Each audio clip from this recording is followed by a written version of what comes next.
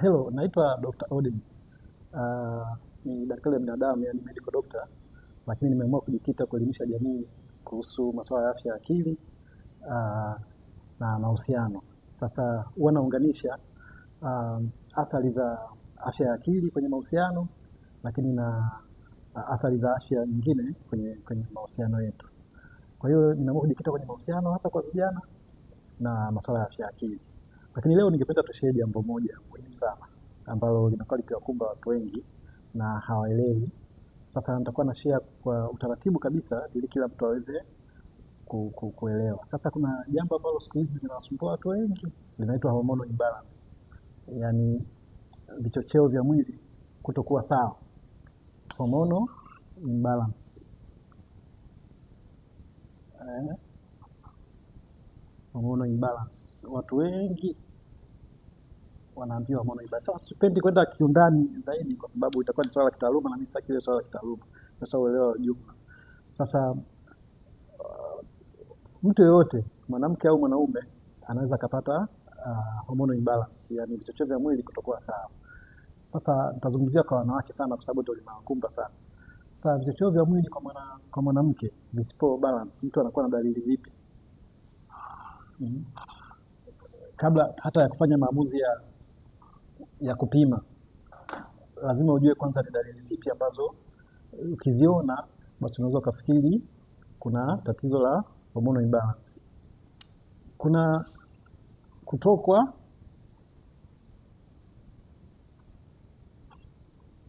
damu nyingi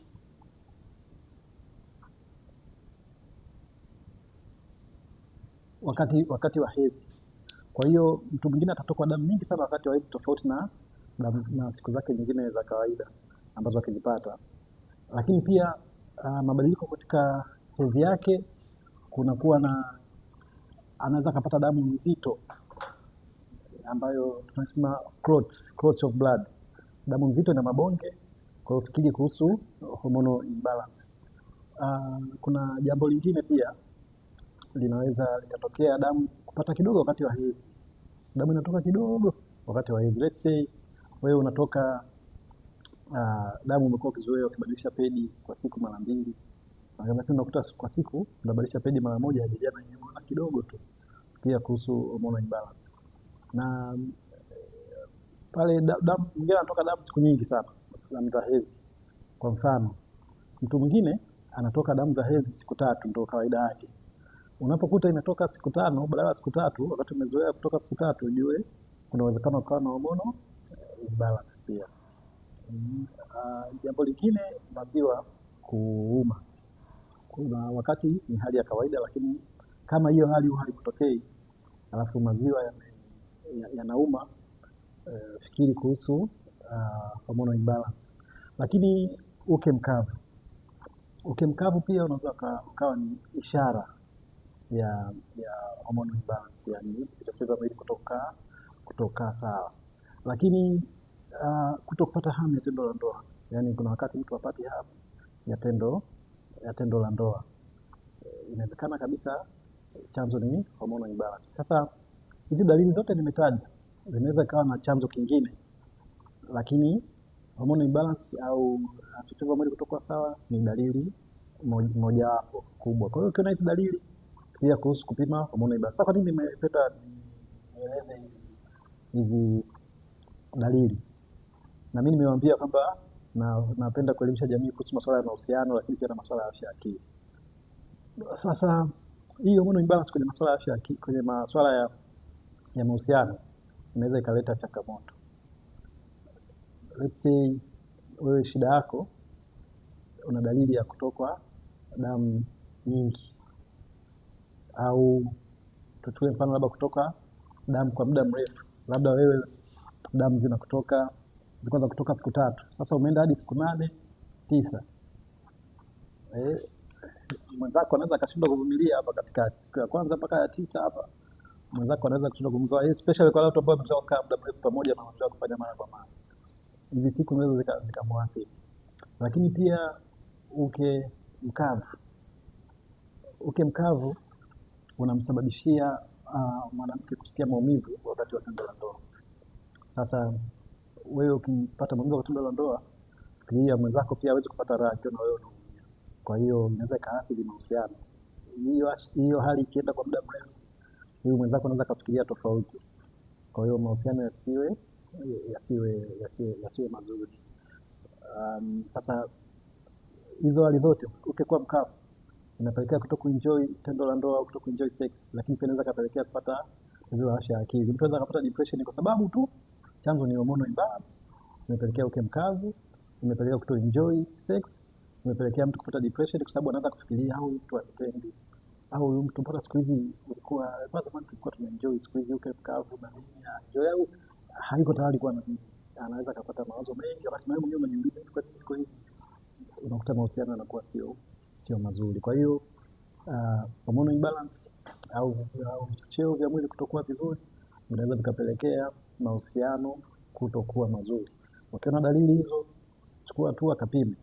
Kama sio hormonal imbalance, ukipima ukuta iko sawa, basi utatafuta vyanzo vingine. Kwa hiyo tumetaja kwa kifupi, mabadiliko ya hedhi kwa mwanamke huwa ni mara nyingi ni ishara ya hormonal imbalance.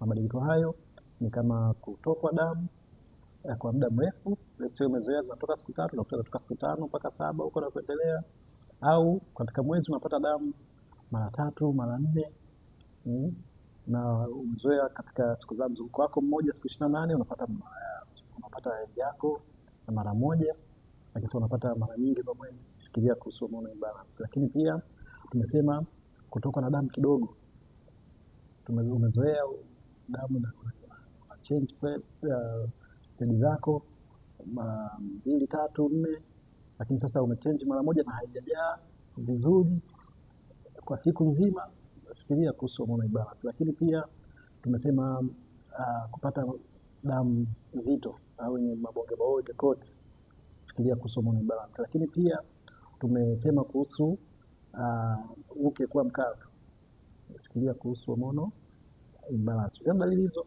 nenda haraka kapime. Lakini kumbuka hii, usipochukulia hatua inaweza kukuletea mahusiano yako kutokuwa mazuri, kwa sababu kama unaona period mara 3 mara 4 kwa mwezi na mwenzako anakuhitaji, unafikiri mwisho wa siku itakuwa haya. Sasa wengi wanauliza sababu waga ni nini? Sababu ziko nyingi, lakini nitataja chache. Chronic stress, yani kuwa na mkazo kwa muda mrefu. Stress ni kitu cha kawaida sana katika maisha ambacho kinatusaidia sisi kupambana na maisha. Lakini unapokuwa stress kwa muda mrefu, unapokuwa na mgogoro kwenye ndoa kwa muda mrefu, unapokuwa tumalize stress ziwepo, lakini zitusaidie tu kuchallenge maisha yetu, lakini isifike hatua zinakuwa muda mrefu alafu utegemee hormones zako ziwe vizuri. Sio rahisi. Lakini baadhi ya magonjwa yanaweza kapelekea kupata hormonal imbalance. Kwa mfano kisukari, kinaweza kapelekea mtu kupata hormonal imbalance. Lakini magonjwa ya thyroid, kwa Kiswahili tunaita tezi, ambayo saa nyingine mtu atashida anapata goita, hiyo inaweza kapelekea hormonal imbalance pia. Lakini pia mabadiliko ya ukuaji, kwa mfano mtu anayefika menopause, mtu anayefika mwisho wa kuona hedhi kutokana na umri, usitegemee anapokaribia kufika huko, usitegemee hormones zake zitakuwa sawa. Hiyo hormones zitaanza kubadilika umri unavyozidi kwenda, kwa hiyo unaweza kuona zile dalili za hormonal imbalance. Lakini pia puberty, yani kubalehe, mtu ndo anaanza kubalehe, kwa hiyo zile hormones bado hazijakaa vizuri vizuri. Ndio maana mtu anapoanza kubalehe anaweza kaona damu zake leo kwa mara ya kwanza, lakini kachata miezi 3 mingi asione, akaja tena kuona baada ya miezi kadhaa, kwa sababu ya ile process ya ukuaji. Lakini pia ujauzito unabadilisha mfumo wa hormones. Lakini chakula pia, usipopata chakula kizuri, usitegemee kupata uwe na afya nzuri ya hormones zile, au vichocheo vinaweza vikabadilika. Lakini mtu kukosa usingizi pia unaweza kusababisha mtu akapata hormonal imbalance. Sababu ziko nyingi. Kubadilisha